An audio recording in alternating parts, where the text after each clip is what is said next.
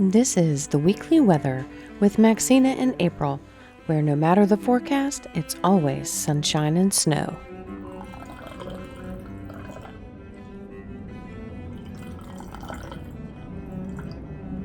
Hello, my friend. Let us pray. We're going to pray our way into the conversation, and then we'll just take it where it goes. We'll see. Pick it up. I'll pray for us. Awesome Father, thank you so much for this day. Thank you so much for all of the ways that you've blessed it. Thank you for our friends and new friends and getting to know each other. Please bless this conversation. Make it fruitful and let us walk away with some good nuggets of inspiration. In your name we pray. Amen. Amen. All right. I don't know if y'all need that. Always. I probably pray a million times a day. And then a deep breath. Yes. Full big. Welcome, Wendy. How are you? How's the weather today? Blowing in many different directions. Is it? Yeah. So I'm gonna nickname you Wendy then. Yes. Okay. It's pretty easy. Did you say Wendy or Wendy? Wendy. Wendy. It's Yes. Wendy now. It's Wendy now. That was she sort of made that joke when we were talking about prepping for the conversation and how's the weather. She's like, everything's always windy. And I'm like, that's fitting. So she's got Yeah, it's right all on. many directions. I'm sure. Anything specific happening this week? This was a big deal, like to get out and be able to do this. Is it really hard for you to be able to break away and just hang out with friends? I don't. You just don't. Okay, Yeah. so it is hard. Yeah. Non-existent. Because help is when I work. Okay. So that's how it is. There's really not respite. So Everything butts up to each other. It's like work and then home. work Responsibility and then home, and then home and then work. And then I was very pleased to be able to get together with you. I mean, you've always been so great to make time for me. How did I'm trying to remember, what was it that made us reconnect again? Because it'd been about a year since we chatted anything. Because we went out for coffee a few times, and then I was no longer running the chapter. Oh, so you reached out to me specifically about the book? Well, no, I saw your post. Okay. And then I'm like, I want to hear about it. Okay. And then now that I have my work situation different, it's more flexible, I guess you would say. You can, when days are hard, I can say, hey, I can't be there today, which work for me is therapy. So it's relaxation. It's not work. So, helping people, I get a high off of it, even though I might need the help. It's not the same as me giving it. Yes. You see what I mean? You're that caretaker gene, like you enjoy it. But helping other families, like I do, yes, it's more rewarding. Like they come home and their home is like, whoa, wait a second. It's organized and all that. So is that what you do? You're organizational? Yes. Okay. Yeah, it's very therapeutic. Have you always been good at that, or is that something that you've picked up and then applied the skill in a place where you knew that you could be useful? I'm pretty obsessive about orderly. Like, not like extreme, like you need help, but I like to, when I see something, I'm like, okay, I want to do that. Now with my stuff, it can be like a little bit, I have to get that inspiration to do my own stuff. But I'll go in my son's room or I'll go in my daughter's room and I'm like, oh, I can do this. But with my stuff, it doesn't happen. Yes. You see what I mean? But like the kitchen, yes. But my room, okay, I just put where, it is right now. And then all of a sudden I'll get this burst of energy, like really late at night. And I'm like, okay, now I'm going to do this. So. Yes. You see what I mean? Yeah. I do. Do you are you one who likes to sort of rearrange semi-frequently? Or, somewhat, yeah, a little bit. Yeah, we talked about that early on. It's like, I get bored with it, and I just come home and just go, I don't even want to look at it anymore. I need to do something different. And Yeah. in my house, it's 100 years old, so it's got quirks and walls in weird places, doors in even weirder places, windows on every surface, and it's like, so it limits you on furniture placement to some degree. Yeah. And the living room area, my TV has moved completely around the entire, like it has been You've done it every single wall, trying to figure out where it fits the best. Yeah. And then I finally ended up on the kind of like the side wall, and it's mounted now, and it has never been mounted. It's always been on the surface. And I was like, why did I not do that from the beginning? Like, that just makes sense. Why did I not do that to me? It had to go the mantle, on a thing in front of the fireplace, on the thing next to the fireplace, on this wall over here, on this wall over here. Like, it was so ridiculous. But now I'm bored, and I just mount mine. change it again. A friend from church just mounted it on the wall because that way it's just up there. And when I was displaced out of my home and at the Airbnb, it gave me inspiration for what I was going to do. Yes. And so I had it in my mind because my son's room, it used to be like on a or where it would move like side to side. And I banged my head on that like in the middle of the night when I'm trying to maneuver through his room. That sounds awful. So I'm like, I would just gotta be immediately be fixed. pissed. I would wake up and bang my head and be angry.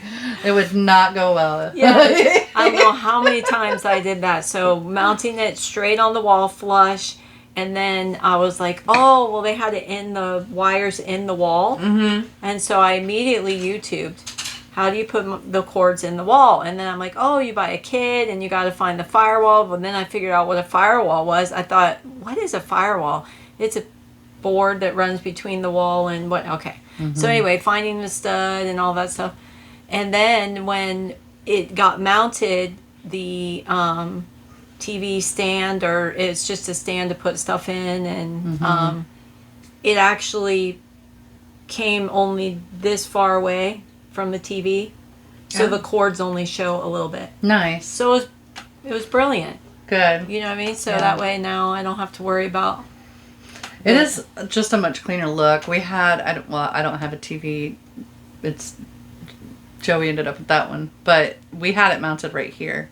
And for me, it was just, if I ever have a TV again, mounting, it's so much, it's so much cleaner, so much easier, so much less, chaotic and hassle.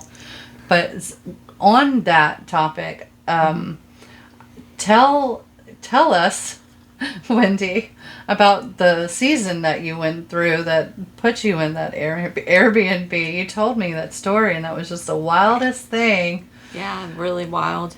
It's When was that? Because that was like what we caught up July of last year. Okay. Or Okay. June. No. So June, July of last year. Kind of recent. with. Yeah. Oh, yeah. Okay. Yeah. It was, I really didn't know how we were going to do it. I mean, it was literally like looking down off a cliff and you just got to jump. It was literally like that. Like just scared and, and it wasn't scary for me personally because I'd full-fledged jump off that cliff, but it was my kids toting a nonverbal who doesn't really like change that much, and his sister who had I didn't know what I was getting myself into, but it started because we had septic issues. It's a home built in the 69. Okay. And it wasn't really well maintained when it was rented out before I bought it. And so the septic ended up pumping, and they're like, well, these pipes are, you're going to have to get everything redone. So I looked into it. It was about $10,000 was the highest. And I'm like, so, I brainstormed with their dad who lives in Ohio, and he's like, look, I can help you, but, it's I can't just come up with it. And I go, no, I'm not expecting you to come up with it. I just got to figure out what to do. And so my CMS manager for Medicaid came to the house. She did a house visit. And I just remember going, what am I going to do? What am I going to do? Trying to figure out. And she sat down with me, and I said to her, she's like, is everything going okay? And then I told her what was happening, and she goes, well, I have a client, another, mom that works for the county, Polk County. And I said, really? And she goes, yeah, she has an autistic daughter. And she said, if anybody ever needs help with their home, she's in the low-income home for the Polk County. So contact her, So she immediately just got her on the telephone and told her, well, I thought, this is amazing, right? They're going to help me. Because she's like, you're going to qualify, no problem. I was like, oh, I got my hopes up. And then I didn't hear from her for like a week or two. And I thought that was kind of funny. So I phoned her again, left a message. And she called me back. And she goes, oh, I looked at your address. And you're not going to qualify because you're in Lakeland. I know I'm Polk County, but you're Lakeland, city of Lakeland. Oh. I'm like, okay, so what do you suggest? And she's like, well, City of Lakeland has a program, but I don't know what it is. And I'm like, well, okay. So I called them and talked to a gentleman named Philip. And I'm going to tell you, it was happened so fast. So he had the plumber come out, which happened to be my plumber that I use. He uses the same plumber. So he knows your stuff. Nice. Yeah, he knows my stuff. So here's God working ways, right? Seriously. So, and this whole time with my house, the only thing I asked God to change was my yellow floor. It looked like Big Bird died on it. Oh yeah, the floor part. That was one of the. It was like Big Bird yellow, and it was just that laminate. Yes. And it was stained from the people before, and it was just. It was awful. I'm like, if I can please change this, I would be so happy. Like just that floor alone. So, anyway, but I knew it was septic. So, prior to Stuart coming, the plumber, my son was in the bathroom, and he loves the bathroom. I don't know what it is. He even watches YouTube, like bathrooms, like going in bathrooms. Oh, that's funny. Okay. I don't know why people video that stuff, but anyway, they just go into bathrooms and look at all the hardware. I'm like, okay. No. I used to have a fascination with bathrooms. I would buy bathroom remodel magazines and stuff. I just always thought I would have a really nice bathroom. I had the smallest, dankiest bathroom ever. One day she's gonna get that bathroom. One day she'll get that bathroom. Don't worry. I know. I like fancy just bathrooms. Sit on it. Yeah, this was 3 years in the making with the septic. So so I'll tell you what happened with the septic in between all of that. But my son was in the bathroom, and he's laying down on the floor, in his birthday suit. That's what he loves to do. I said, as long as you stay in the bathroom, you're cool, dude. Okay. So how old is he again? He's going to be 12 in May. 12. Okay. So we were 11, right. And then my daughter is 15 months older. So now she's 13. Gotcha. So with his autism, is there a mentality deficit? Is he mentally a younger age? Yeah, so he's severely impaired. Mm-hmm. Okay. Yeah, so he's, he's a danger to himself. Mm-hmm. Like he was, those little tiny tangerines that they have. I don't know why they have them. Well, there was a few in the house, and next thing I know, he's shoving that in his mouth. And I about died because I'm like, I can't see the tangerine anymore. Yeah. Yeah. So those are the things, yes. Okay, so he has to be monitored all the time. Mm-hmm. So anyway, he's in there, and next thing I know, I go in there, and he has taken the wallpaper, because it was this nasty wallpaper. I mean, it was just disgusting. Ripped it up, and it was black. Oh, no. Black mold. So. I know that was my face, too. Black. I mean, and I'm like, oh. He just opened up all of that. So I'm like, now what do I do? So I found some packaging tape, that brown pack, and I just packed the wall, And so then I let, Stuart know. I'm like, hey, I got a little bit more than the septic. And he goes, let me come out. So he came out, and they went in and did all the boring out of the pipes and then reported back to Philip. Well, he took it upon himself to take pictures of the wall, because he says, Wendy, the septic is one thing, but now we've got this. I don't know if he will cover that, because we're just talking about septic, and that's over here, and this is over here. So, but I'll let him know. Well, as soon as he heard, the city guy heard about it, he came out, and now meanwhile, if any family wants to do this, you can apply. It's a 3-year wait list now. Oh, wow. Because I asked him, I said, how did this even happen for me? Like, how did I get this? You know what I mean? Like, and he said, well, you add all of the things that you had. Like, I've never seen pipes that shot. Like, they were really bad. Like, how they were even moving through. You know what I mean? Like, they were bad. So, but then you add this severe disability, and that just brought it up to the top. You got moved to the top. Yeah, I got moved to the top of the list. So that's inevitably how. Praise God they consider those things, because severity matters. It absolutely should. Yeah, and the story even gets even crazier, because when he came. How long did you live in the house? Since 2019 of July. So all that mold was there, and we had headaches. He wasn't sleeping very well. No rhyme or reason for anything. I just thought it was the move or whatever, from Ohio. Mm-hmm. So he came to the house, and I can't remember if I'd filled out the application. I don't remember. It's a long application, and I had to give all my financial, make sure that I'm legit. Okay. Mm-hmm. So he came out by himself, and he came with a clipboard.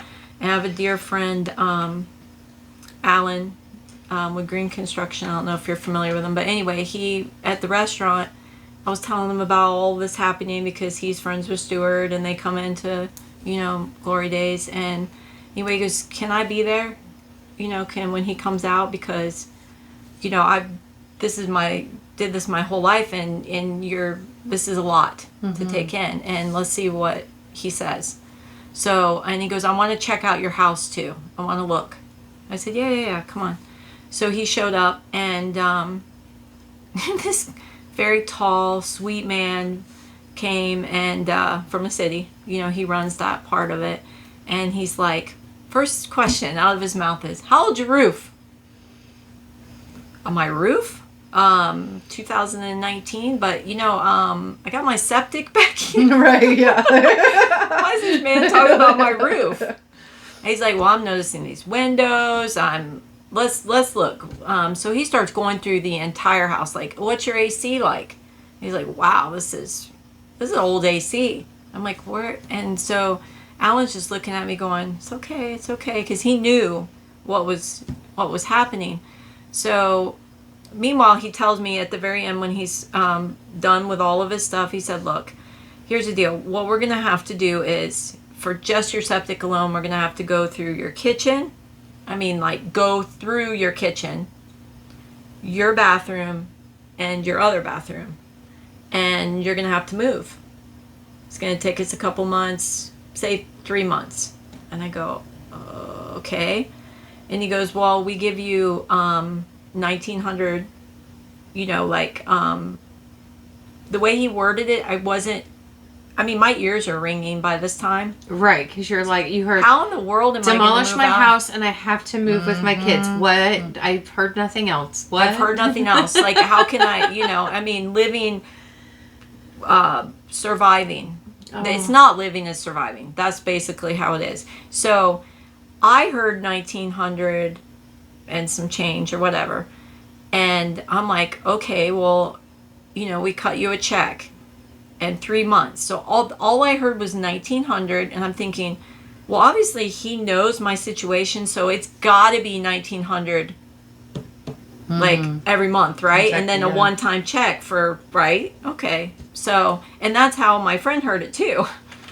And so anyway, meanwhile, back to the I'm septic. so afraid. I know. We have already taken my laundry, and shot it out the side of the house. Because that's the only way I was going to survive taking showers, because it was already coming. Because my as soon as we had a hard rain, my shower would start to fill up with sewage. You know what I mean? Oh no. And then the outside smelled like a sewage pit because it came up in from the grass. Okay, so That's nightmarish. it's gross. It is so gross. So I told the city guy, I go, yeah, well, I know that's not right to have, but, and he goes, it's okay. You're okay. It's not going in our sewer system. It's going out into my lawn. I said, if it's any consolation, my grass grows beautiful over there. Yeah. You know what I mean? So it's a nice healthy, and lush. nice right and over lush. there. I wish, it ran all. And so anyway, I go to his office and I have to figure out what I'm going to do. Well, at that point he said 3 months, but if you can move out for 6 months, I can do your entire house down to the stud. Like, gut it out. And all you're going to see are beams. That's it. And I said, okay. I mean, the ceiling comes out, everything. And I go, That's wild. and so thankfully Alan was there, because he's like, okay, we're going to figure this out. Okay. I'm like, who's going to figure it out? Like, what is happening? So he leaves. So I have to come to a realization that, okay, at that point, I'm 3 months, I'm done. Like, I can't go 6 months out of my house. There is no way. Like, where? I'm thinking, my animals, how am I going to take them? Like, who's going to take my animals? Because I'm thinking, okay, like, section 6 or Section 8? Section 8. Mm-hmm. They're not going to accept my animals. Where am I going to put these kitties? And I have a leopard gecko, but he's okay. He doesn't do anything. Yeah. Leo's He won't be fine. messed. He can't pee on the carpet. Yeah, or knead on the carpet. So, anyway, my parents' friend has a contractor that works with him, and so anyway, they had an Airbnb available, and I said, okay, that's great and everything, but I have my mortgage here. The Airbnb, he knew how much I was getting, like $1,900, so the gentleman was nice enough to not charge Airbnb fees, but it was still $2,500 a month. So I have about $5,000. That doesn't include me having to get a pod in front of my house. Right. Movers to move me out. Yep. Keep going. Yep. Cha-ching. Yeah. Cha-ching. It adds up. She does Cha-ching. moving and packing company right over there, so she knows. Well, I recognize Moving Green costs. Construction because I don't know if we still do, because I'm no longer in the household side. I'm on commercial. Yeah. It's been about 3 years, but we used to have a working relationship with Green. Green would call us and go, hey, we need you to go out and survey the Smiths, and then we need you to tell us what it's going to cost to move their stuff out. We need them stored for 3 months and then move them back in. And it was all worked out so that they could remodel or deal with insurance claims, whatever it was. But yeah, so I'm very familiar with that side. Usually insurance is covering it if it's a problem No, like that. nobody's covering this. So yeah, this is So to gut out the house too, also you're putting a lien on your home. oh So yeah, you still have to pay it back. Yes. So anyway, I went to but meanwhile, I'm still thinking I'm getting $1,900 a month. So now all I have to come up with is 600. my mind is there. So I can have, but I didn't want to do it. I only wanted to do the 3 months because that was doable in my brain to not have to do 6 months out of my home. That was just, I knew I was doing this alone. Mm-hmm. There was nobody, like nowhere to go, nobody to say, hey, can you, I had the CNA for my son only when I'm working. That's it. After hours, nobody. And I have the ABA, but that's during working hours, school hours. Mm-hmm. So when they have a day off, the CNA there, ABA's there. But there's nobody physically there after hours. So you're coming off of work, then you're packing. And so my mind is, I can move out 3 months and I don't have to move my whole house out. Mm-hmm. Yeah, okay. Well, had a conversation with my parents and they're like, yeah, but you can get your entire house down. I go, yeah, I see that, but I don't see that. Right. That's It's easier. a luxury. Yeah. Like a fantasy at that point. Like, Yeah. oh, yeah. And why don't I just invest $1 million in a company and become, a billionaire too while I'm at it? Like, that's how it feels. When something feels that impossible, it's like, yeah, Oh. I understand. That's awful. So I don't know where I came to the gutsy to go ahead and do it. I had tax money saved from previous year. Like I had that saved, so I knew how much I had that could cover the pod monthly, which is like $250 a month, just to move 10 feet out of my house, like 10 feet away from the garage door. And then the movers were the movers, like to help me get it out. But I packed all the boxes and got everything sorted. And still thinking, so when I went to go sign all the contract stuff and pick like everything down to the flooring, to the everything inside the house, I know that page was there that showed what I was going to be receiving as far as the check goes. Like living expenses. But you didn't see it. You didn't register. No, I didn't see it because how could this man across from me think that that's going to cover it? That's going to be $1,900 to move out for 6 months? Right.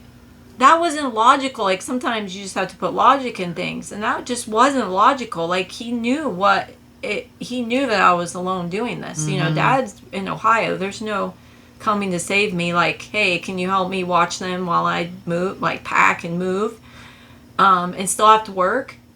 I didn't miss a day. Did I? No, I don't remember missing a day. So I go to pick up the check. And I remember I was going to Glory Days that morning, and I'm like, yeah, I can meet you before I go to work. And I went, and he handed over the envelope and said, here's your check. Or here's the money. And I said, okay. So I, talk for a minute, and then as I'm walking out, I open it, and it's $1,900. Like literally $1,900. And 26 and change maybe. And I literally at that point saw stars and thought I was just going to be like flat on their floor. But, There's at that point you're like imagining yourself homeless. I'm like, oh. So I go back and I looked at him, I go, oh, this is, yes, one-time check. Wow. So I left like a dog with my tail between my legs and just sit there and I was not mad. So I was like, I was like, God, did they why would explain you that do that? money as the money that's I know, that would be that money is strictly for you to move out. To move out. That's it. Yeah. But they're covering the cost of all of the repairs to the house? Yes, like all the repairs. Yeah, like they came in the contract. Yeah. But in my mind, Still thinking, yeah, but it's going to be enough to cover where I have to stay because I have to still pay for this one. Right. But, Yeah. Right. Yeah. But at least there's not like oh, by the way, and here's the bill at the end too. So like, well, there is like, so right now, Oh. I mean, as we're speaking, from the time that I signed it, that money that was put into that home is decreasing and decreasing. So the stipulations are 3 things. You can't rent it out. It has to be because they had people you did all this work, they did all that work for these people, and then they sold the homes. So they don't offer grants anymore. People have to understand there's laws and rules for everything because people do what they want to do. Defraud the system, yes. Defraud the system. Yes. So fraud is the number one reason why insurance is as high as it is because of fraudulent claims. yeah. So the only way that I can lose out is if, well, not lose out, but everything goes south is if I rent it, I die, or I forget what the other thing is. If you just stop making your mortgage payments? Yeah. Oh, well, that was the one stipulation that to qualify is that you're not behind on anything. And, you know, I was fine. Okay. I mean, yeah. I mean, other than, you know, drowning in, it's another topic, but credit card debt. Been to court twice. I mean, yeah. That's like the armpit of the universe, because when you go from Ohio to Florida, or if I went from Ohio to Connecticut, as soon as you cross the Connecticut line, you're vested. Like with a disabled person, they automatically say, welcome, we are going to help you. Florida is, you got to live here 3 months first, we got to have 3 electric bills, we got to have these and this. They're gonna make sure you're actually living here and you're not just here for the summer and then you're gonna leave us. Like, what? We're not gonna invest in people Florida who live in. So I racked up, you know, food. I didn't have food assistance. I didn't have anything. So you just get a card and, you know, but I didn't get, you know, my tax returns, and it was just a whole hot mess. That's a whole nother topic. But after my divorce, I didn't get any tax return. So yeah, it was. So back to the $1,900. the $1,900. Now I've already committed to the Airbnb, and anyway, so they did a bid. It's kind of cool how it works. So when I signed the contract, there's like maybe 10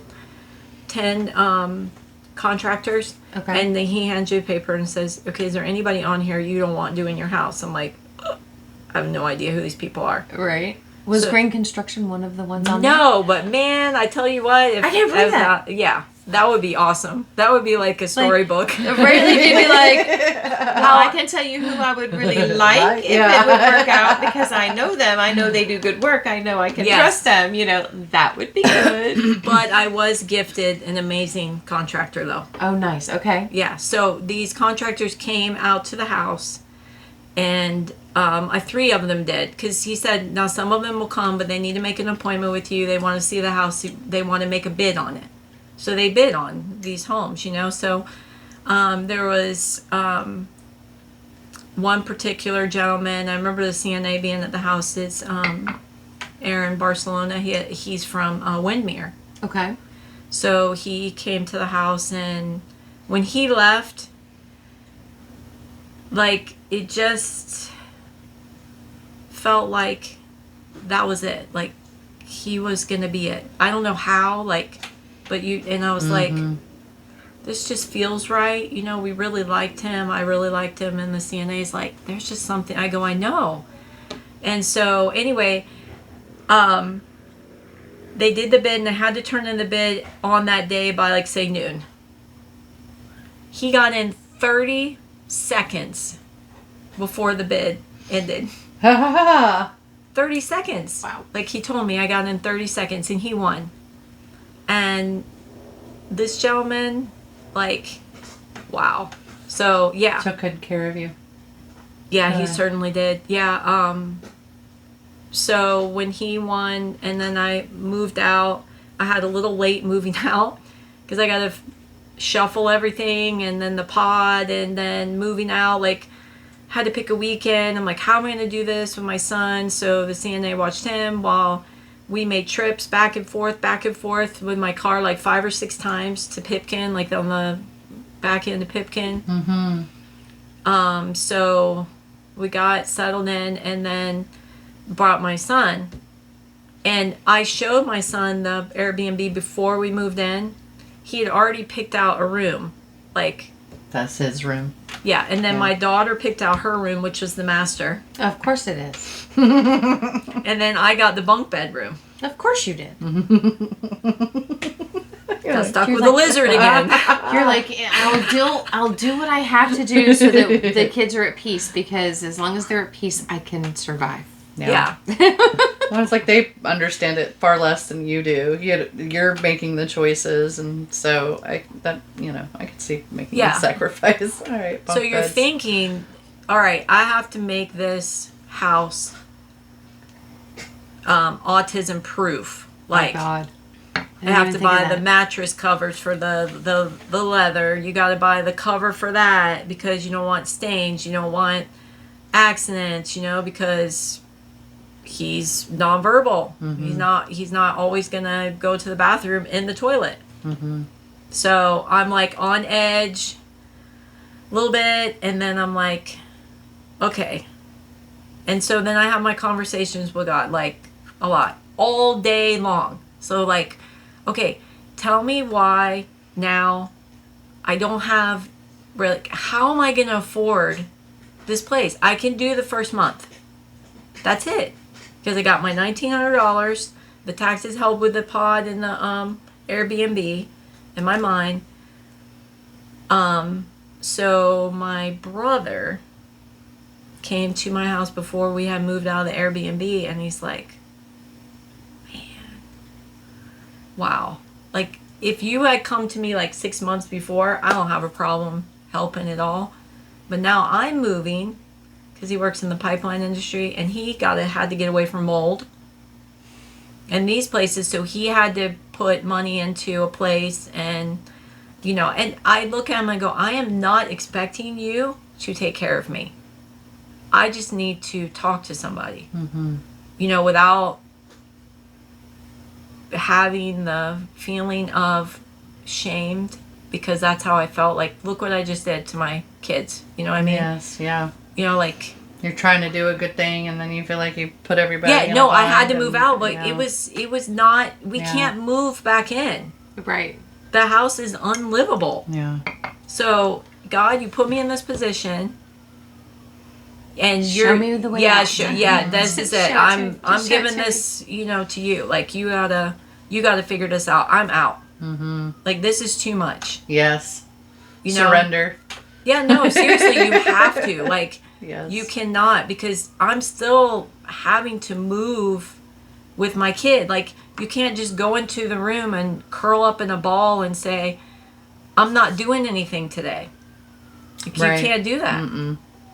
You just have to one foot in front of the other. keep moving, and I felt like, and I still do, but less, a punching bag.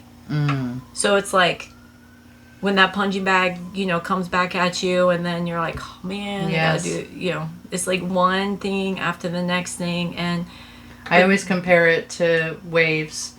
Like when you catch really bad waves at the beach and you can't get up, and then the next one comes and knocks you down, and you try to get up, and the next one comes and down. It's like, I can't breathe. It's like, oh, what a terrible sensation.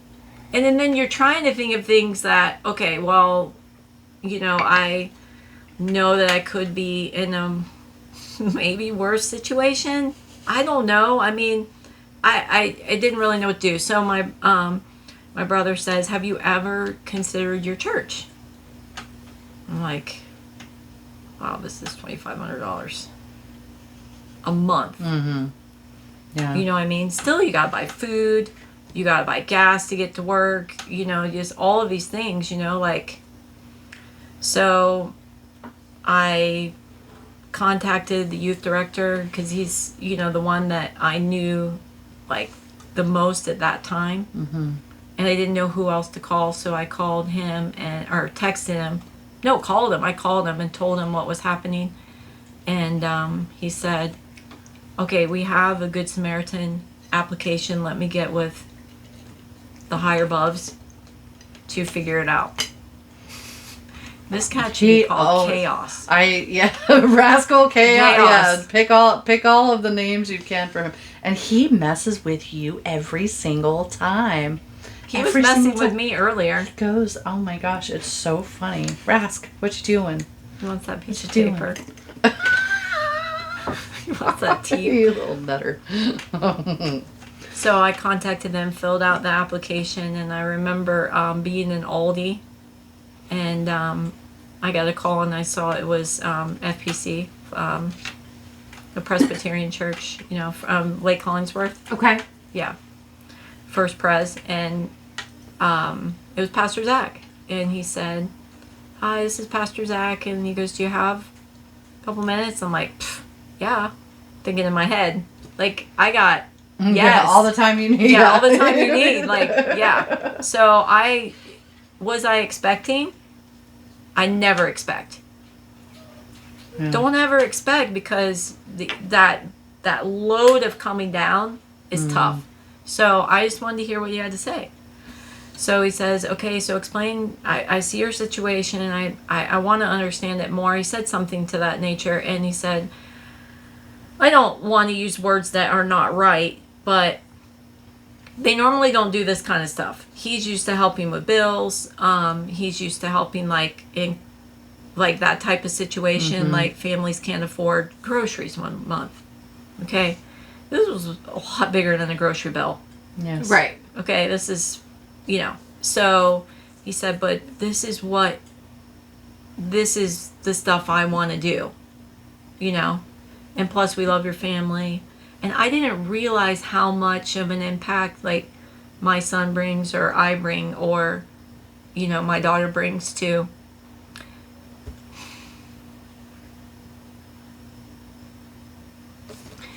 that church. So the rest is history. So they paid first, second month.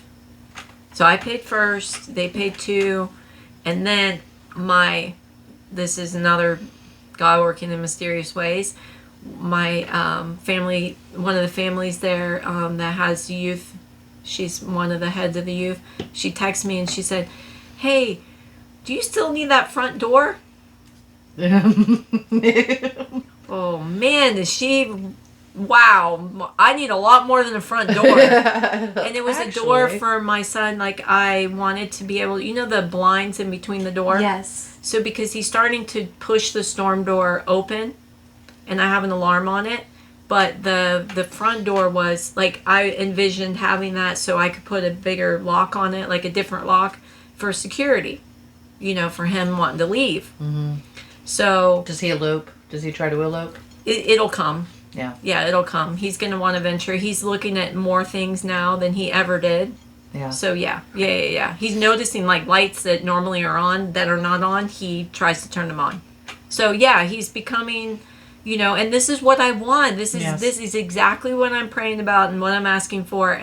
But I have to be like a defensive driver and look 2 steps ahead of him, because he's not looking there. He would go on the street and get hit. You know what I mean? That type of thing. Yeah. So I call her and I say, "Oh, well, obviously you don't know what's going on. This is pretty confidential in the church as far as they're not telling everybody your business. No, they're not telling everybody your business."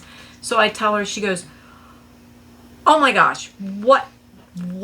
Like, why didn't you say anything?" Well, me, I don't say anything. Just don't do that. I just don't do that. I don't go up to everybody, call, "Hey, this is what's happening to me." I'm not doing that. I have to figure this stuff out. Mm-hmm. So she said, "Okay, tell me what you need," because her husband works for a rather large home builder, and he loves this kind of stuff. He would love. I know we could figure something out. And then I have another friend at Glory Days that comes in, and he is friends with them and their neighbors, so and then the other youth lady wanted to help. So between the combination of these individuals, they got the 4th month or 5th month. All these months are running together. So it was, the contractor told me at that time, "Okay, Wendy, I want you and your family in by end of October, because once we get into Thanksgiving, And then Christmas, it's I want your family to be okay. Yeah. And meanwhile, Aaron and I are talking in between all of this when we're connecting. He has a special needs. It's not a special need, but I consider her a special need. She's insulin dependent. She's only 13. That's huge. Like, Yes. that's a big deal. You can't do stuff with friends. Like, I'm envisioning for him, you know, she can't go places. She can't be like us. We're secluded in things that have to do that we can do.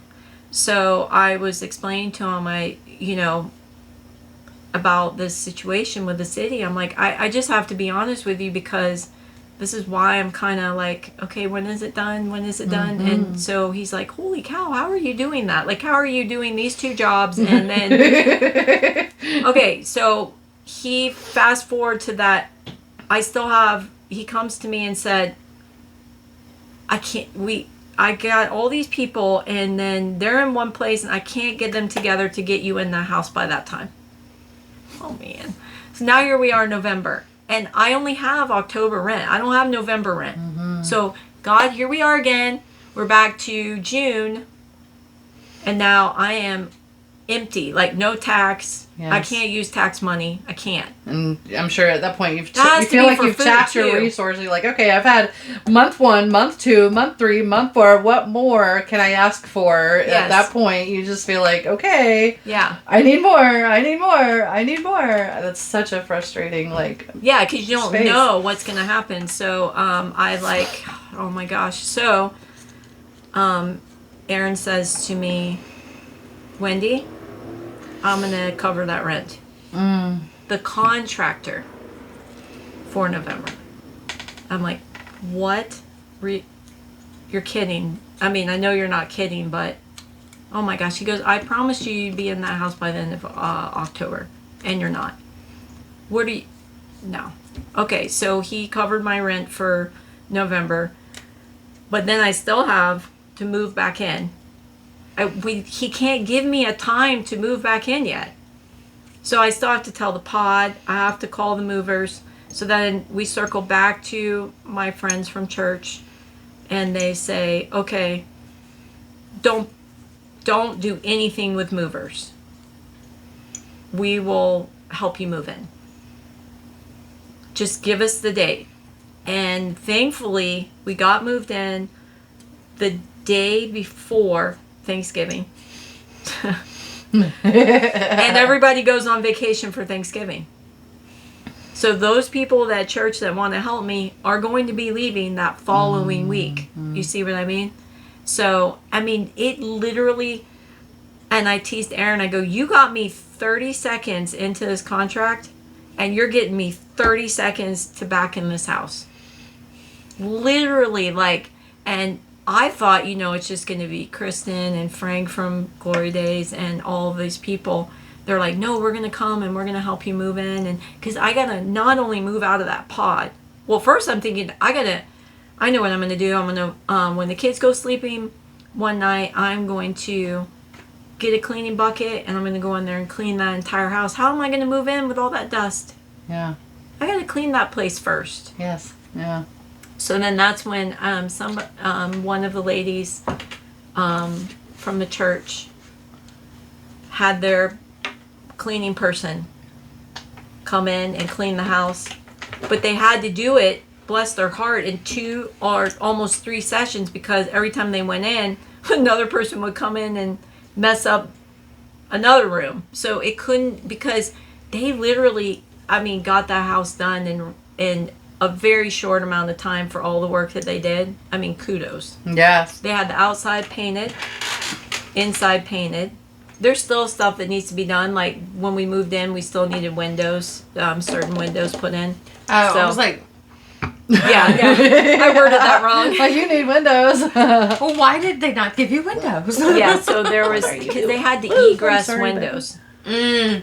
Because the windows, not even, like, I would have died in my room because it was, whoever the renters were had sealed shut the windows with caulking. So they were so high up, they were as high as that top shelf.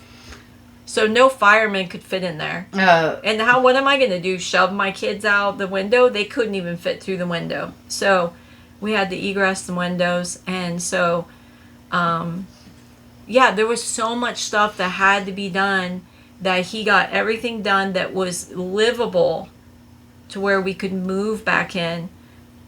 You know, and he kept apologizing. I'm sorry that I'm interrupting. Now that you've moved back in, now we've got to come back in. I said, man, are you kidding me? Like, yeah. this You're is like, small I've made it potatoes. this far, right? Yes. Yes. This is Like, not- do you know what I've been through? Dude, Yeah, this yeah, is yeah. fine. I am good. I am Yeah, so Gucci. all these people are helping me move back in, but I'm thinking of my son going, okay, so wait, and the poor Airbnb guy, bless his heart, I tell him I'm going to be moving out, but then he has renters the Thanksgiving Day. So my family, one of the families I work for, they were generously offered their cleaning people to come in and clean the Airbnb, so that way when I moved out, the place would be like, they got the bulk of the cleaning done, because I cleaned all the time to try to keep, you know, everything done. So then his normal cleaning person just had to come in and set it like they normally would. Yeah, well, he's like, Wendy, but he's trying to trust me. Yes. That when these people come in I said, look, if there's anybody you can trust, it's me. You know that my son took the towel rack off the wall. I broke your toilet lid, the lid part on the back. Yeah, I was trying to fix the leaky toilet, and it slipped out of my hands. And Aww. God forbid it was one of those Like tanks that they don't make anymore. Yeah. So I have to call him and man. make that call, and he's like, okay, as long as the tile is not broke. I go, no. He goes, I wanted to put a new toilet in there anyway. I go, man, I lost sleep last night. I wish I had called you then. I was like, how am I fix this guy's toilet? It's like, I'm, in midnight, Home Depot, $99. I go, I can get you a toilet for $99. And he goes, don't worry about it. I got you with the toilet. I just got to get in there before you move out, because these new people are coming. Yes. Yeah. So he had somebody come when I was at work, and then the towel bar is the only thing I do. So when we moved out, I still had to clean up because I still have furniture in there.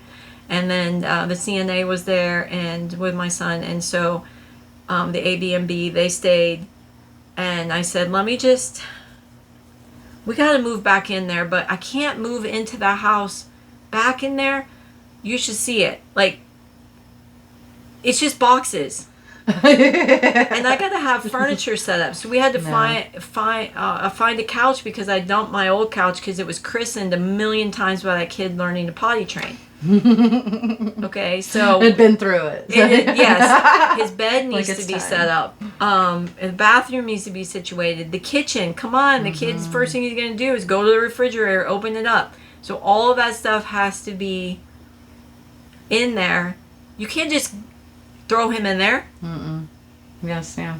You can't do that to anyone that has autism that has been displaced for 6 months. Now we're going to have to get readjusted back into his house. Well, and it's his house, but it's a different now. It's gonna be it's like a completely completely different, different right? space. We took out a where he's, wall. like, We took out an readjusted. entire wall, like that. It partitioned the kitchen and the living room. And I said, you know what? I'm going to save you guys maybe 5 hours. Take out the wall. Like, you don't have to put that wall back up. So meanwhile, the contractor, I'm talking to him about different things inside the house, like the door that goes out into the garage.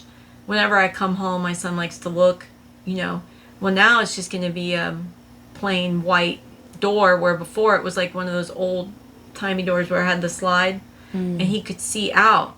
So he said, well, I want to make sure it's fire code. When the guy comes out, he goes, we'll figure it out. I'll talk to him, see what we can do.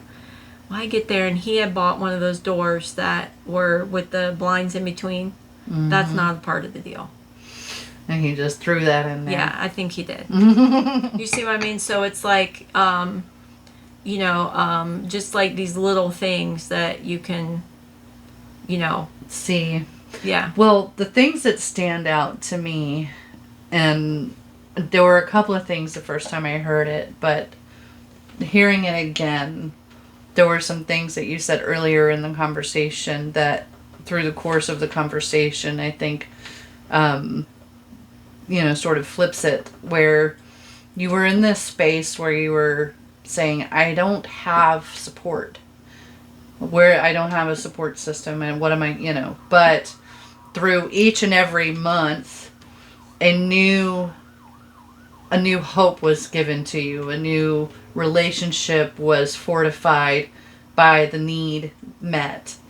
And so, and I think that sort of like that moment that you had thinking about the impact that your babies have had on the church, and then in turn that the church has back on you. Mm-hmm. You sort of, sometimes that storm is the thing that helps you sort of identify who that community really is. Who are your people? What do you have, a village or a crew, or who can you turn to and trust? And that really stood out to me, that at the beginning you're like, I don't have anybody, and then yet here's you telling the story, right? I was like, you had everything you ever needed. And that to me is just one of the most beautiful parts of that story, because it's a very much a faith in humanity restored kind of testimony that you have there of this. You were really just trusting one step in front of the other. Well, not even trusting, like you said, you just gave it up. You're like, I can't do this, God, you're gonna have to figure it out. And then he just kept bringing you people and bringing you people and bringing you people. It makes me think of what I've been saying recently. You have everything you need. Mm-hmm. And when you can't see it, you're like, I have nothing, I don't have my needs. Well, hey God, show it to me, because you said I have everything I need. And you did. You had everything you needed, and he just had to move some things out of the way so that you could see. Yeah. These people that were right there with you that's yeah. Yes. No. Well, that makes me so happy. And thinking about it prior to like going to church every Sunday, and that was my highlight.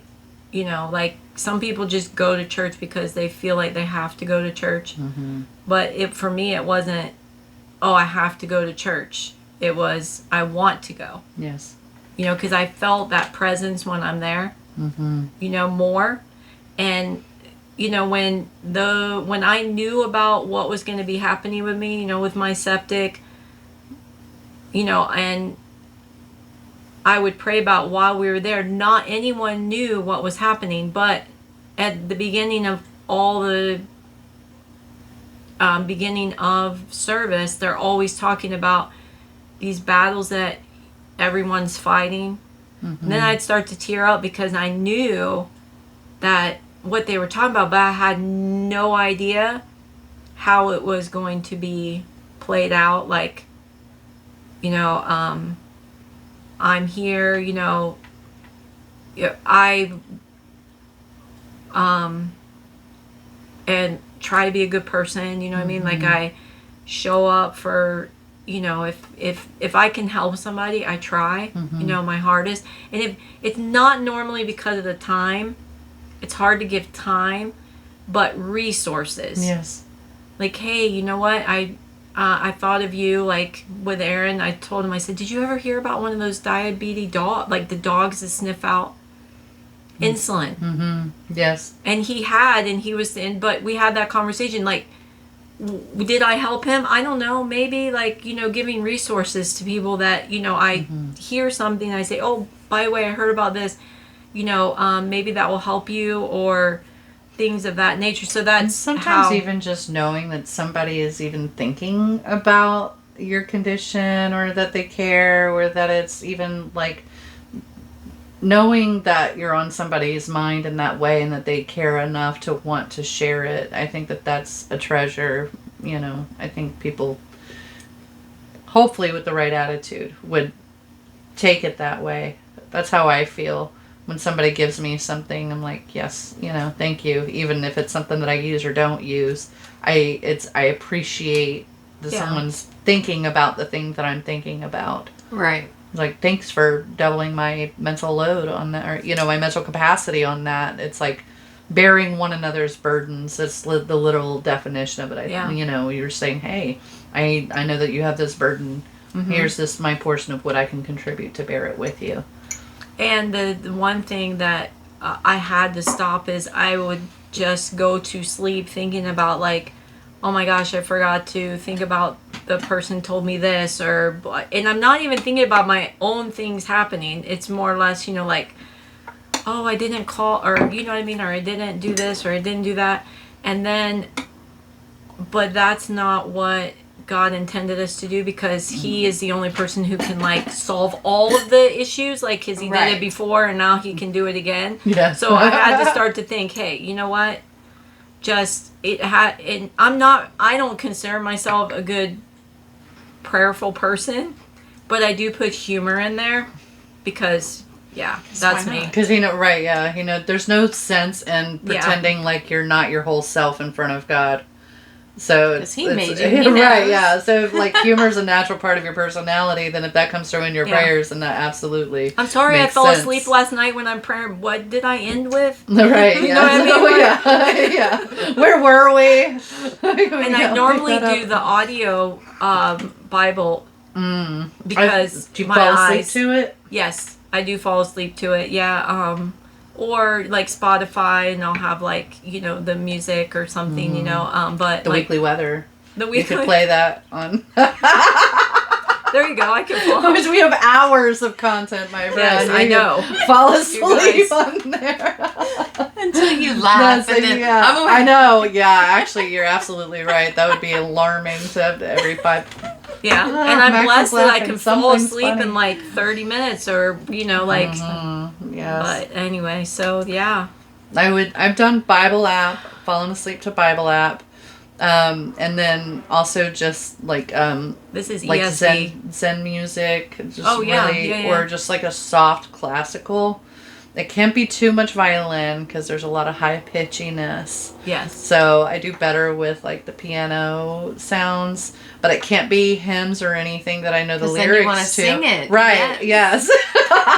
So it has to be something that has absolutely no lyrical value in my mind whatsoever, and then usually that can lull me asleep. But that is so funny. We're so similar. Now, I don't listen to things to go to sleep to. Carl will have something on the TV playing that we fall asleep to, but other than that. But at work, I have to have a level of distraction. Yes. It can't be something that I'm interested in, because if it's something I'm interested in, then I get angry when the phone rings or somebody comes up to ask me a question and I have to interrupt it. So there for a little while, I would put old reruns of not Agatha Christie, Murder, She Wrote. Oh, Murder, because She Wrote, I have seen them all. I know how the story ends. Mm-hmm. I just you in the background telling the story, and it's fine. And it's just a low level of distraction. Yeah. They asked me to step in and do billing for a little while one of our billers was out having a medical procedure done, and she was going to be out for like 6 to 8 weeks. I was like, I got you. And I went, ooh, I can't be having words and like no. And so I had to put classical study music on it so that, because if it's got words, I want to see. Yeah. And I have to focus on numbers, and numbers are important. They're way more. You can't just be like, la, la, la. You can't be messing up people's pay. That's you do payroll. you can't even move a decimal. If you could just to make someone very you rich. mess a number around, and the next thing you know, you've overcharged this customer, undercharged that customer, didn't put enough money in for the driver. I have to. Numbers are important, so I would have classical music going in my ear, and it was just. Man, and I would feel so focused. Yes. Yeah, payroll is not an easy. I know. Yeah. No thanks. That and scheduling employees, I would not want to do that either. I used to I can't do work scheduling. this time. I can't work. Yeah. I was in the restaurant industry for a long time, and I was in management and stuff. Yeah. And she. I can't work these days, and I had a grid and blacked out in the completely blacked out meant you couldn't work at all. Blacked out on the top half of the diet. Now they have the apps. You know, like, they didn't have apps back in I know. 1999. What are you talking about? 1999. Yeah, no. Apps? Just to make you feel better if We you want to had a go back. grid. We were all navigating on analog, all right? I was drawing a grid. That's so funny. Yeah, no, never had to do that. But yeah, my bosses were, during this whole time, were very understanding and flexible, and that's when I started to transition into Helper is a company that basically helps whoever needs help. Your contract, you're on 1099s, and you do your background check, all of that, and it's been a really a blessing because it allowed me to get out a little bit of the restaurant and be a little more to where I feel like that need for helping, and but then I'm meeting more people and getting to help these families. So yeah, there's a little more independence in that kind of work too. It seems that was 4 years this week at Glory Days. Oh wow, 4 years. Yeah, I can't believe I didn't think I could hold a job. Oh wow. But because I fought for a year for a CNA for my son, it's very difficult to have a care service worker in the state of Florida. This is a silly part. They kept saying, but she doesn't have a job. How can we do hours if we don't have a job? And so my case manager was like, okay, so she can't work because she needs the catch-22. Yeah. Yep. You see where we're going here. She has to get a job in order to qualify, but in order to qualify, she has to work. Or Yeah, so whatever it that is. took Yeah, it's like almost a full year until we got a medical doctor. So it's just nurses that, look over your stuff and, but you're not qualified. Well, anyway, so we finally got a medical doctor that's like, what are we doing here? Why didn't, Heather at the time, he's like, why didn't you call me personally? Because this is why we started this program. It's for a child just like this. And, I could have done all of this. Yeah. And then they switched over to Sunshine. I swear they for write Well it in Care. order to make sure that there's as few people as possible getting helped. That's what it feels like sometimes in certain situations where it's like, really? But Y'all any make other it so state, hard. like, the more of the liberal states have, like, talking about California, New York, Connecticut, New Hampshire, like, all of those either freezing states or California, all by itself over there, is allowing someone like myself to be able to be at home with my son, not homeschool. I'm talking about be able to, because all of the things he has to have for his needs are he needs an assistant to navigate between the therapies. Okay, so we have to quit speech therapy because I have to work. Nobody's going to drive you to speech therapy. Do you see what I mean? So now you're only getting speech therapy at school, but you're getting 30 minutes a week. You're nonverbal. This was just a vicious cycle where if you're able to take them and navigate, and then you've got your neurology appointments and because you're on a medication for your anxiety, then you have to do every 3 months you have to go in. So if you don't go in, then they're not going to re-up your medication now, and because it's just caretaking is a full-time. My sister's, my nephew is autistic and learning disabled, and there's just a constant merry-go-round of professionals just to be able to learn how to behave in the different various environments and be able to meet his needs. He does really well. Royal gets to stay home with him. But watching her constantly navigate the system, doctor after doctor, it is a full-time job. It's a full-time job. Yeah, you can't have a full-time, like if I were at any other workplace, like say Publix or, I'd have been fired. Yes. I mean, period. Like you say, you know, they do a nice job of hiring, you know, when it comes to that point, but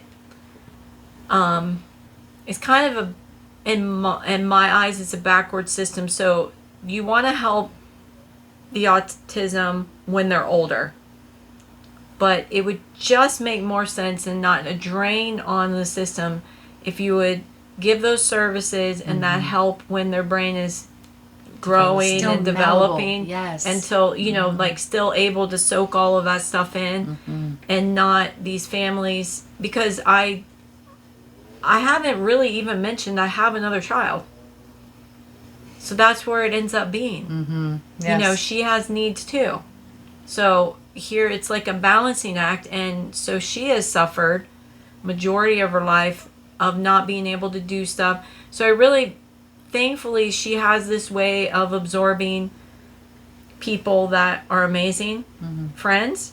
So now I have on two fingers now of parents I trust, where she can go to their home, you know, or whatever. Like, hey, can I go here? Can I go there? I don't really know how to take you to volleyball tonight because your brother's not going to be able to handle that sound of all that volleyball. There's no way. Or be there for 2 hours. How is that? The pottying alone, not going to throw him in a pull-up to force him to sit in a bleacher. Yes. Yeah. Okay, so I'm going to have to talk to your coach, which she's been amazing. Soccer is the same way. So I go and drop her off, then go home, don't even get to watch her game, come back again and pick her up. Or practice. Oh, didn't even mention practice.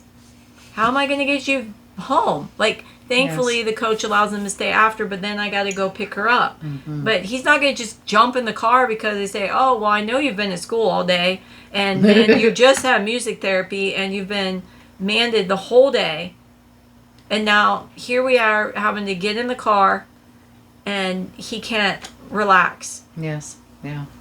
Neurotypical kid, hey, you know what? Let's go get your sister. Come on. Right. We'll go to they adjust well. They go from environment to environment somewhere without having to be assisted.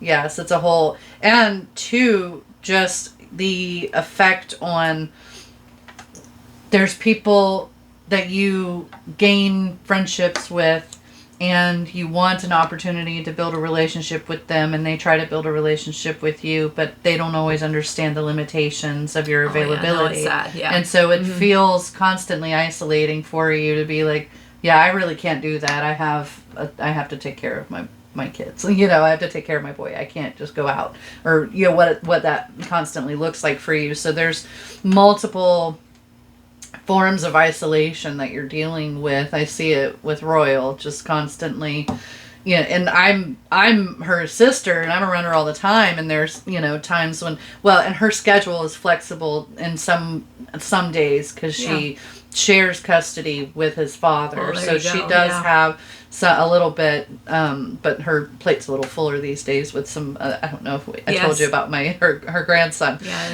So, but no, it's very much this, I am an on-demand person for somebody, and so therefore I can never be turned on demand for anybody else. Like, that's just the nature of your life, and so you really have to be in a situation where you're surrounding yourself with people who understand that and are sympathetic to it and empathetic to it and want to be a part of that, and maybe even be invited into your space. Like you say, you're the two parents that you can trust now, that your kid can engage with, and that you can kind of, you know, have relationship with. Like, that kind of progression of relationship probably feels like quite a relief to you to be able to say that you have that. Well, yeah, so it can give my daughter that a little bit of life to outside of, you know, like, I don't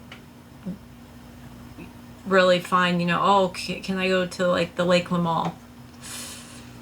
Don't really like the Lakeland Mall.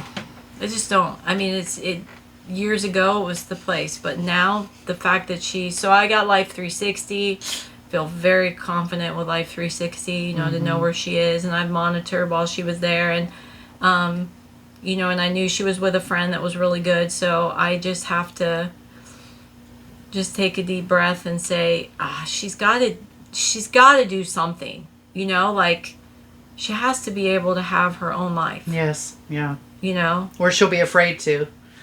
I mean, that's kind of way, like, you have to encourage the adventuring out. Yeah. Because he doesn't care. He's happy in his own place, outside, looking at the trees or whatever. What we find, like, you know, when I'm looking at him and I'm watching him and I'm saying, this kid is just happy where he is. Mm-hmm.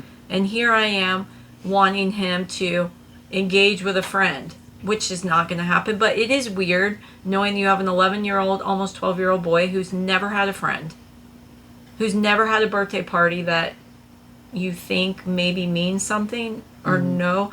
Christmas time, Santa, like all those things that when they were born, and I'm thinking, oh my gosh, this is so cool. Thank you, Lord, for the boy and the girl. So, oh my gosh, they're going to get to go to school together. Oh my gosh, I get to play soccer with, you know, with him. Or, you know, like all this stuff that you have in your mind. And explaining this to his, my good friend, who's his behavioral therapist, the BCBA, she said, yes, all of those things. And then here we go. All of those things they didn't come out. Not a one of them. So it's almost like a loss or you go through like a death. Yep, the grieving of the life that you thought you were going to have. Yeah, because they're kids and you're going to have so much fun introducing them to things and playing with them. And here we are still to this day. One is in one room, one is in the other.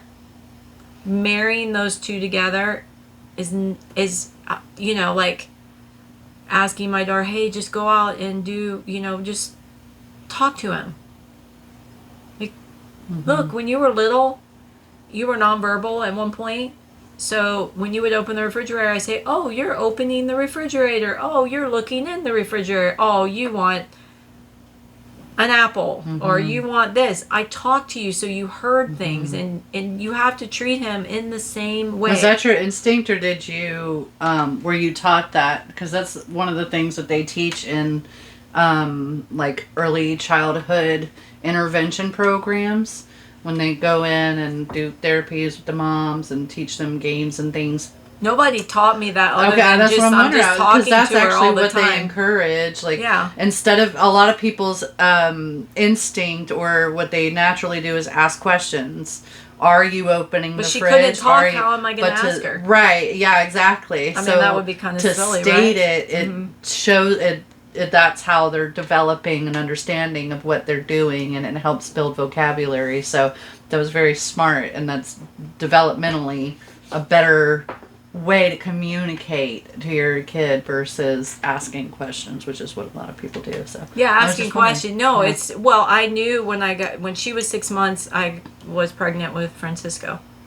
So I said to myself, well, here I am, and it didn't dawn on me until he's almost 6 months or 5 months, I think, in my belly, and I go, oh boy, she's not walking yet.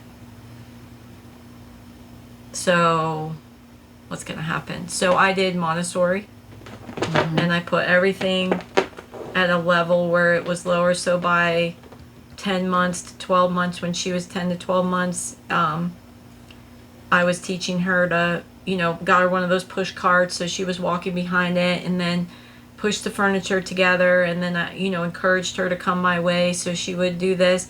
Well, she was walking. She got to walk. I said, okay, now I'm going to be with your brother. Now, how are you going to get food? Like, what's going to happen? So I had everything low. So snacking, so everything was out for her to snack on and stuff like that. So it would be like the least. She had a lot of independence. She was Yeah, able to access created what that she independence. needed. Yeah, because I'm not going to be able to, Yes. when Dad's out of town, I'm not going to be able to help you. Yeah.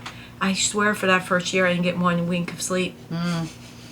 How? Mamas Nobody's don't. sleeping at the same time, and he's hungry all the time. Mamas don't. First year, it's like having twins. How close together were yours? 4 years apart. Oh, nice. Oh, well, yeah. Good. See, my brother and I are 7. Oh, see, now that seems extreme. Yeah, it was. 4 feels good. I thought it sounded really good. I was like, oh wow, the one will be graduating high school as the other's coming into high school as the other one's in the middle school. Like it just felt, but the one had a late birthday, and so it put 5 years the one direction and only 3 the other, and it kind of threw off my symmetry. But But you still say 4 years. not as though I actually planned for it. Just worked out that way. And mine wasn't planned either, like that close. But it was funny because we got married August in '96. The first one was born July of 2000. The next one was born September of 2004. And then the next one was August of 2008. You would have thought that it was like...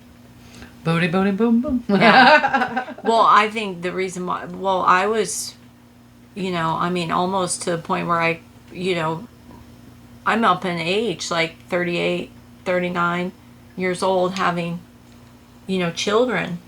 So I was 3 months shy of 40. The doctors were throwing that geriatric word around, weren't they? Yeah. Had lots of pokes, which I wasn't 32, they were throwing around geriatric. I was like, excuse you?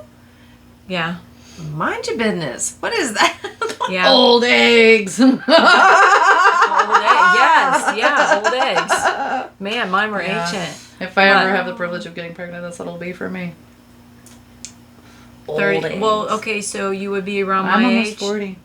Yeah, I'll be 40 this year. And you can still bear children. I want to. I hope to still, but I got to start over with somebody now and meet somebody and get on my way. That's not the reason. So come on, Lord. That's a whole Bring me a man. Yeah, that's a whole other subject. I sort of just accepted like the one of the things that people like to say to infertile women in general, or maybe just me, is that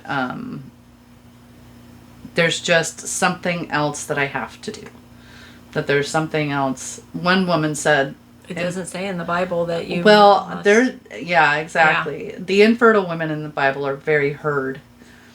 And the one woman recently this week told me they're extra special, is what she said. I'm like, I don't know. I know some really special mamas out there. I can't possibly imagine being, set apart for anything more important than what they do.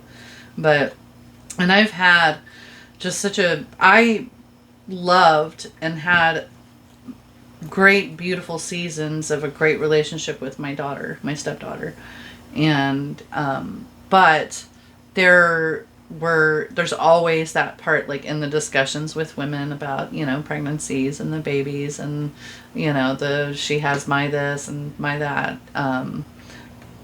The thing that I was able to pass down to my daughter was my attitude. Nothing genetic. So she got my mouth a little bit, I feel like. But she has a lot of mouths around her. She got your sass. Yeah, she is sassafras, and she had, and everybody always blamed me for that because she would say certain things the way that I say it, and that. I call it assertive. Yes. Okay. I'll take assertive. No, but she can hold her own. I wish sometimes I could be more assertive. Like, I have assertive people around me, so I'm like, if I ever need to use you, I know where to go. Yes. Like. Yes. Do you see what I mean? Yes. But you can't. The get stuff done people. Yeah, and I can't change who I am. Because I would rather not stir the pot. Yeah. Okay, I just don't want to stir the pot. Yeah, I don't like it either, but I do it. We've talked about that a couple of times. But I like that energy too at the same time. Yeah. But I just can't, you're too nice. And I'm like, well, I don't, but you really, there has been times where I haven't been really nice because I get pushed and pushed and pushed. You have to advocate for yourself. And then And I'm the just people you like, love. I'm done. Yeah. And then I say things that I Regret? not regret. I'm like, oh my God, that just came out of No, me. it's okay. So then you're proud of it then. Good. Yeah, sort of, kind of. I'm Yeah. like, oh, what's going to happen? Yeah. Are there consequences for Right. being brave? Yeah, what exactly are the consequences? Usually, so being a confrontational person, I'll tell you the consequences are people really love me until I have a bone to pick with them, and then it's like, oh, I don't actually want to be friends with her, because sometimes I can be overtly aggressive about it. I've been working on that. I've worked on that for a couple of years. The other side of that, though, is people will come to you because they know that you're going to be honest with them about whatever it is that they're going through or that they have to talk about. So that confrontational, attitude, like you said, people no, come that's to you. good, yeah. I've just accepted it, and if I'm, going to be putting myself out there in public, then I can't be a pushover. I can't be a pushover. So I wish I had the grace and the, softness. I have a friend whose gentleness is one of my favorite characteristics about her. Yeah. She's such a gentle person. And I never got that, whatever gene that is. And I'm running after it. I'm like, Lord, help me be gentle. I want to be gentle. I want to be gentle. The more she says, louder she gets. I get. Yeah, that's gonna work. But no, I'm. Well, I mean, I remember one lady had come in for an OT, like she had to come and assess my son, and she came in and first thing, she had a mask on. I said, that's fine, come on in, and but he can't read your mouth when you have a mask on. Yeah. So I'm thinking that in my head. So I let her go. Meanwhile, she has one of the ladies, or speech. It was speech. That's right. 'Cause she can't read her mouth. Mm-hmm. I had the OT there already, sitting on the floor with my son. Mm-hmm. She's 8 months. I mean, she's like prego, like big, right? She's sitting on the floor, and then I have the CNA, and so this lady's talking. She's in my house now at approximately like 15-20 minutes, and I said, well, he's not going to be able to, read your lips with your mask on. I mean, nobody here is sick, and she's like, well, the thing is during the day I have, she has a different job. And I said, oh, you have a different job? And she's like, yeah. Now, I've been with this company. They're the ones that gave me the OT, which have been phenomenal. And she said, no, during the day I work with COVID positive patients. Mm. Assertiveness came out. And I look at her, and I'm looking at my OT, fully pregnant. I'm looking at my nonverbal son. Mm-hmm. I'm not caring about me. Okay, the CNA, she could care less about herself. We're looking at these two very vulnerable people right here. Yes. First time baby and nonverbal. And so I said, you know what? I think we're done here. And she looks at me, she goes, okay, so you don't want me here? I go, no, in fact, I'm going to open the door for you. So I got her out of the house, and then I called the company, and I said, what is happening? I know the lady. I'm like, did you guys know about... They didn't know. Oh. Wow. Yeah, because she can have a job. She's allowed to have another job. You're allowed to have two. Right. But did you know that this is what she's dealing with? That's why she didn't want to take off her mask. Yeah. You have to put like 3 I-95 masks on yourself. Yes. Yeah. One is not going to cut it. Yes. Oh my goodness.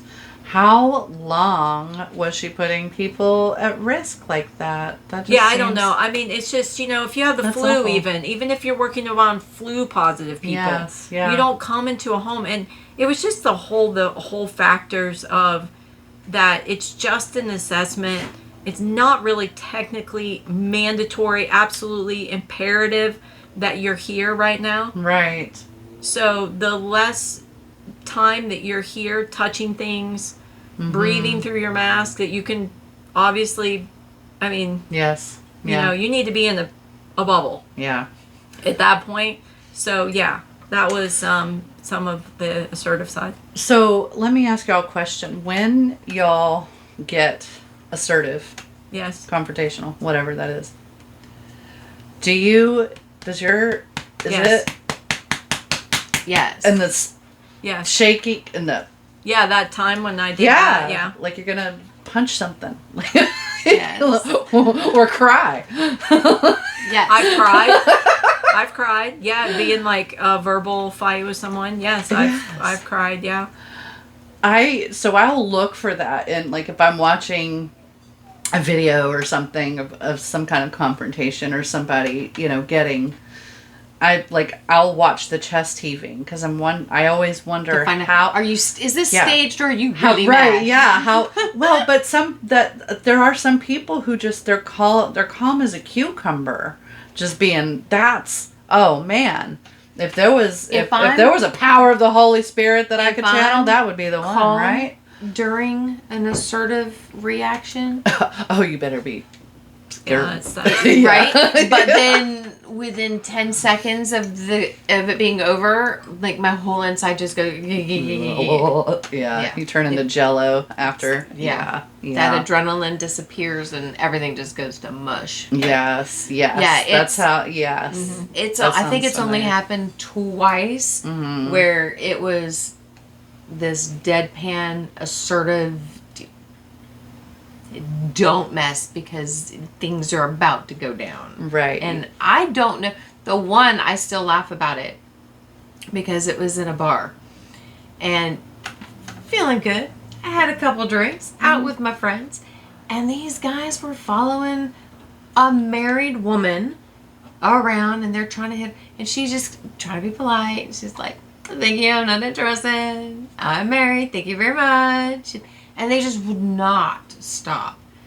And so all of a sudden, I just was like I felt myself sober up, stand up, and I was 2 feet taller. Like I felt it. Yeah. I was just 2 feet taller. And I looked the guy in his face and I was like, you're going to stop.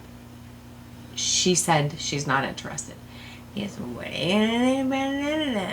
just running his mouth, right? What are you going to do about it?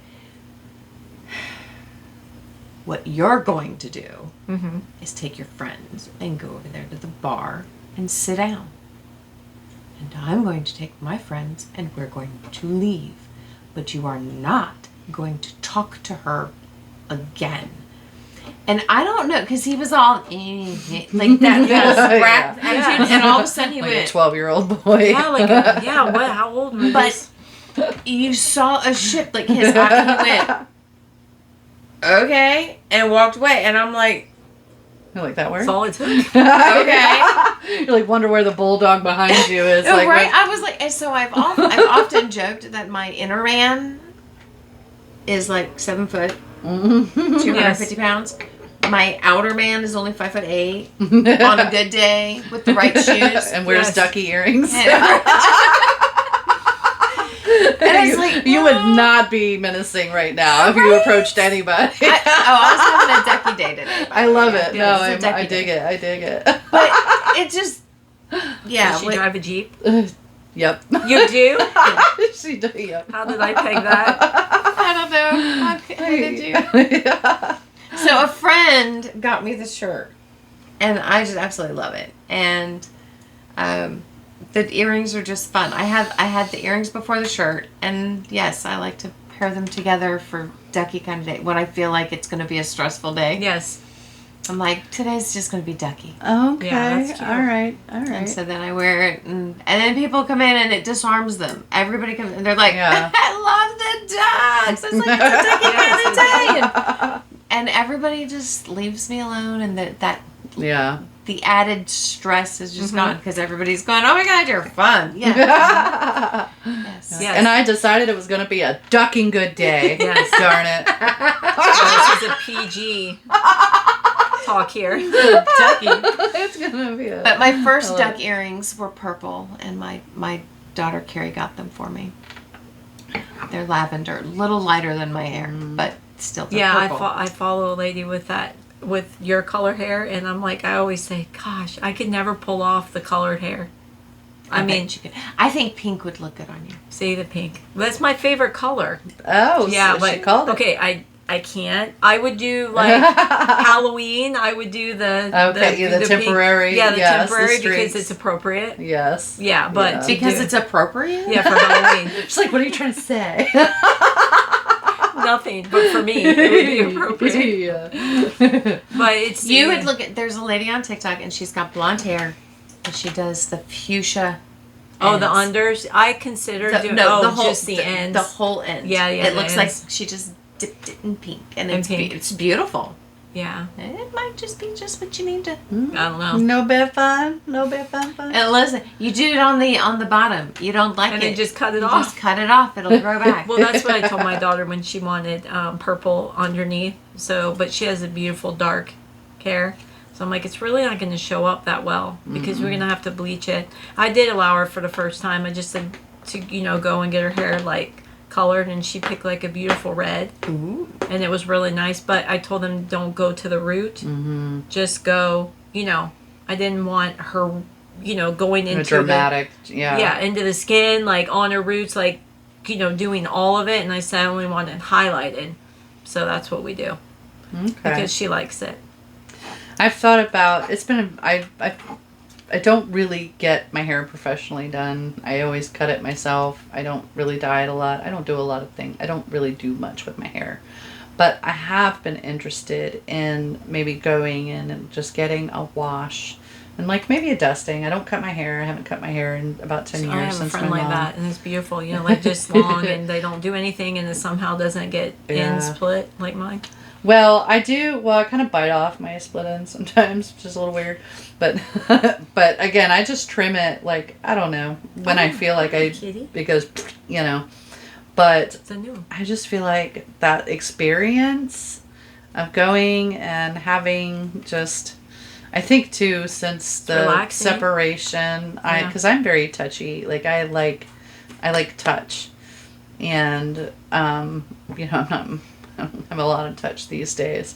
So I'm really craving an opportunity for just like to have my hair played with a little bit and just wash, dry, and everything else. But I did colors when I think the last color I did was probably purple.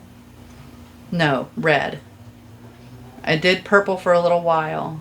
Like the purpley, like a deep, like midnight blue purple. Oh, okay. Yeah, like that kind of purple. And then the last time I dyed my hair, it was like bright. It was like that bright, like Ariel red. And that's my favorite to go to, is that type of red, that deep red. So. Yeah, that's a bold. Like I try to go darker, and then I freak out, and then I go back lighter again. It's like the blonde highlights. It makes, I don't know, when I go darker, it makes me feel like I'm older, like the older look. Like, and I'm like, no, I'm not there. Even though I am there, kind of, sort of, but not. When I wore my hair short, which was for a very long time, I had finally gone all natural, and short, the gray hair was cute, and people would be like, "Oh, how do you get it? How do they get that color?" And I'm like, "I was natural, but God did that." Right? I know, it's a great color. During 2020, I couldn't get my hair done. Yeah, and a lot of things changed for a lot of people. So during I that let time. my teenager shave all of this underneath, and I was like, I'll just let the top grow because maybe it'll be a cute bob, and it kind of was. But the longer gray was so drab. It just drab. And my girls were like, Mom, you're too young to look old, and you're looking old. Please let us color your hair. And I went, all right, you can go with a nice light lavender. Yeah, and it suits her. It really does. That'll be subtle, right? Nobody will notice. And then I really liked it. And I went, okay, well, we're going to do it again. But this time we're going purple. Like, we're just going all in. And so it has been purple since 2021. Yeah. So now It it's you. suits you. Yeah. I feel like that's... So if you were ever have, like, one of those, like, emoticons or whatever that, like, fits you, it would just have to be that purple. Like, the hairstyle would be the primary, like, identifier for you. I'd like to see her AI version on Facebook. My AI version is dumb. The one for Facebook was horrible. It really is not me. But my Bitmoji. Yeah, it's the one. It's So when my hair was in the bob, went with the purple, and I was able to find it the same hairstyle with this a little bit of a silvery to it, but with mostly purple. And I would send that to different drivers, whatever. Hey, great job, whatever. And they're like, dude, it looks just like you. And I was like, I know, I did a good job, didn't I? I did a real good job. I bet that's fun. A little cartoon. You can see the time. Oh, yes. No, all right. Sorry. No, that's perfectly fine. I have the girl from church helping me, and I'm like... Thank you for coming and taking time. I'm so glad we had it. Did you enjoy yourself? Yeah, I love it. Anyway, so I was done, man. Yeah, that's our signal to stop. Yeah, usually it is, but we kept going, so it was cool. I totally enjoyed it. Yeah. Good. Like therapy at the same time. Right? It was very nice to meet you and hear your story. But ladies, thank you. Weird. Thank you for coming. Yeah. Thank you. Thank you for joining Maxina Sunshine and April Snow on the Weekly Weather.